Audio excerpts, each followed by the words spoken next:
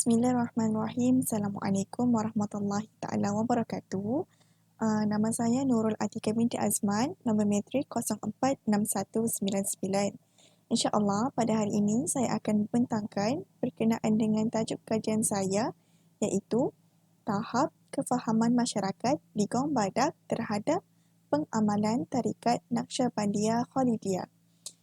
Tugasan ini diarahkan oleh Ustaz Muhammad Saiful Bahri bin Abdullah bagi subjek kajian ilmu tarikat USI 42202. Baiklah, seterusnya.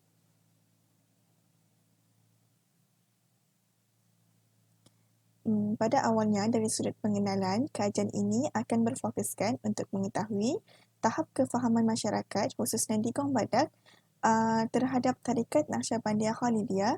Kajian ini akan menyentuh berkenaan dengan jenis-jenis amalan, sejarah tarikat Naqsyabandiyah Khalidiyah, dan juga pecahan amalan-amalan yang dilakukan dari sudut zikir, bai'ah dan juga talqin.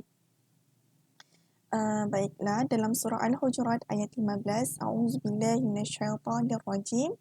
Innamal mu'minuna allazina amanu billahi wa rasulihi summa lam yartabu wa jahadu bi amwalihim wa anfusihim fi sabilillah ulaika humus shadiqun. Yang membawa maksud, sesungguhnya orang-orang yang sebenar-benarnya beriman adalah orang-orang yang percaya kepada Allah dan Rasulnya. Kemudian mereka terutama tidak ragu-ragu lagi serta mereka berjuang dengan harta benda mereka pada jalan Allah. Mereka itulah orang-orang yang benar. Baiklah, dari sudut 2.0 iaitu metodologi kajian, saya menggunakan kajian berdasarkan pengumpulan data, analisis data berdasarkan keperpustakaan dan juga saya menganalisis data berkenaan dengan tahap kefahaman masyarakat terhadap tarikat tersebut adalah melalui kaedah temu bual, iaitu saya telah pun menemu bual seramai 15 orang melalui platform WhatsApp dan juga saya membuat panggilan kepada mereka. Hal ini demikian kerana diakibatkan masalah COVID-19 ini membataskan kita untuk berhubung secara langsung dan juga oleh itu saya mengambil inisiatif untuk menghubungi responden saya melalui WhatsApp dan juga membuat panggilan. Baiklah, definisi tarikat. Pelbagai definisi tarikat antaranya iaitu dari sudut bahasa taraqa yatbiqu daripada perkataan bahasa Arab. Ada yang mentafsirkan tarikat adalah sebagai salah satu kaedah untuk kita lebih mendekatkan diri, taqarrub, untuk mendekatkan diri kepada Allah. Akan tetapi definisi tarikat yang masyhur adalah menurut Maulana Zakaria Al-Kandahlawi. Yang bermaksud tarikat itu sama maksudnya dengan al-insan, al-ihsan yang disebutkan dalam hadis Jibril alaihi salam dan diriwayatkan oleh Umar bin Khattab radhiyallahu anha. Dalam hadis tersebut Nabi SAW bersabda yang bermaksud ihsan itu ialah anda bertaat budi kepada Allah seolah-olah anda melihatnya. Sekiranya anda tidak terasa melihatnya, maka sesungguhnya Allah itu melihat anda. Okey, baiklah, kita pergi kepada poin yang keempat iaitu sejarah perkembangan tarikat Naqsyabandiyah Khalidiyah.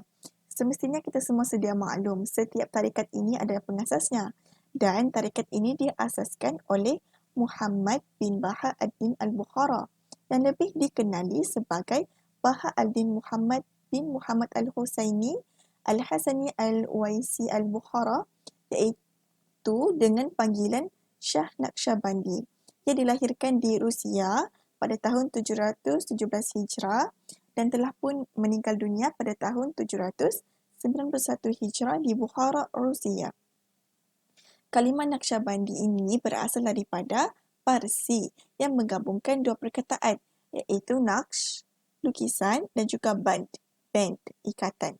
Shah bermaksud kepimpinan kerohanian yang dinisbahkan kepada beliau kerana jasa beliau dalam mendidik anak muridnya dalam ilmu kerohanian. Baiklah, seterusnya. Berikut merupakan susur galur tarikat Naqsyabandiyah Khalidiyah.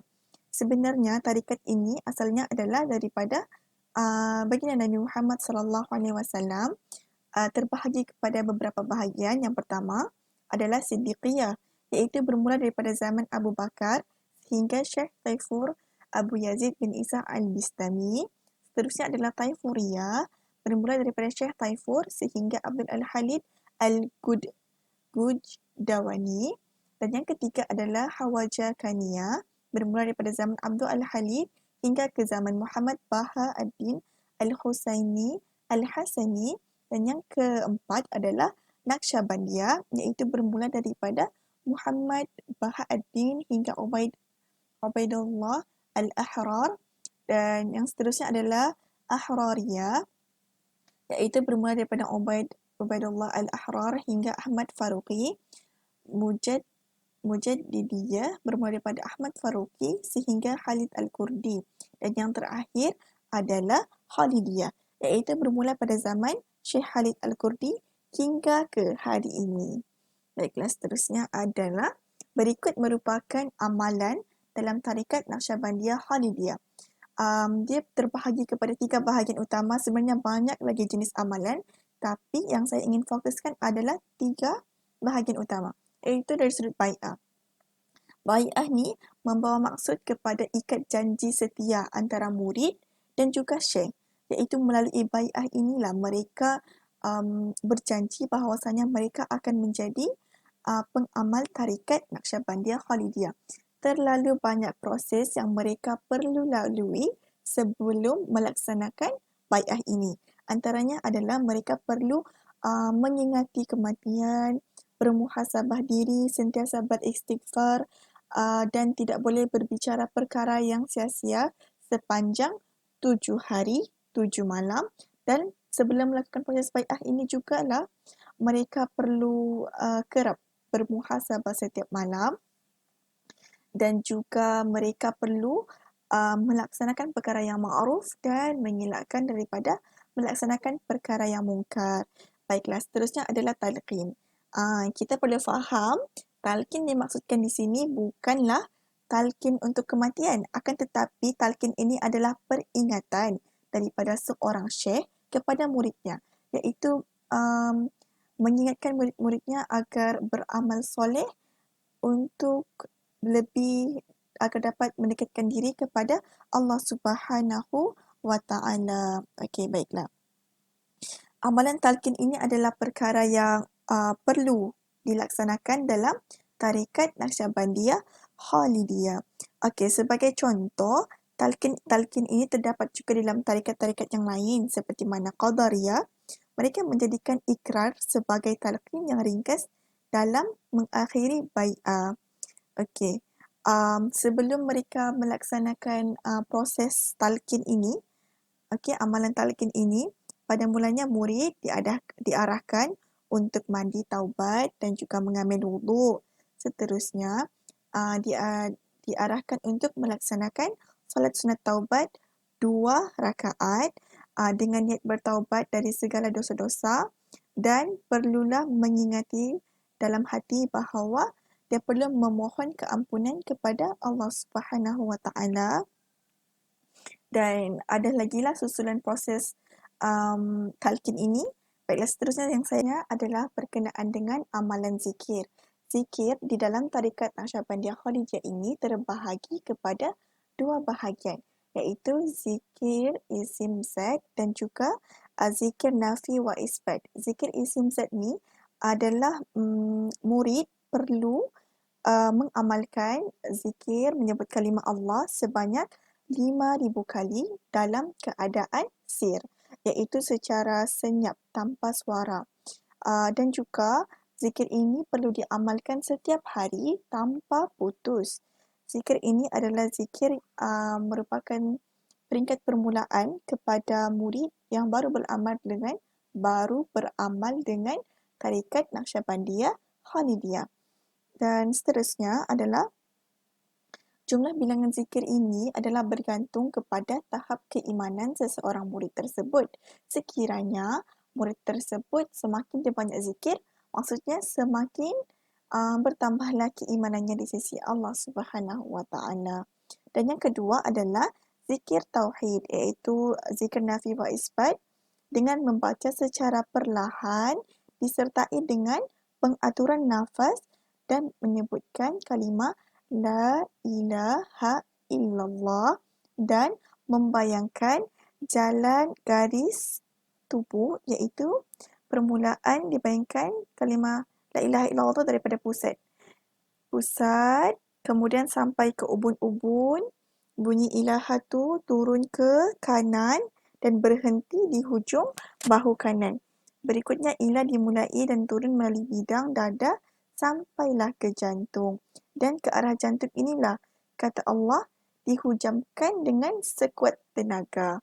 Itulah antara zikir-zikir pengamalan tarikat Naqsyabandiyah Khalidiyah. Baiklah, seterusnya. Berikut merupakan hasil kajian. Saya tidak melakukan kajian lapangan, jadinya saya hanya menghubungi responden saya melalui WhatsApp dan juga telefon. Dari sudut responden lelaki dan perempuan, terdapat 4 responden lelaki yang mengatakan mereka pernah mendengar berkenaan dengan tarikat Naqsyabandiyah Khalidiyah menerusi kuliah-kuliah agama, dan juga kalau perempuan pun yang faham mengatakan sedemikian dari sudut pembacaan buku.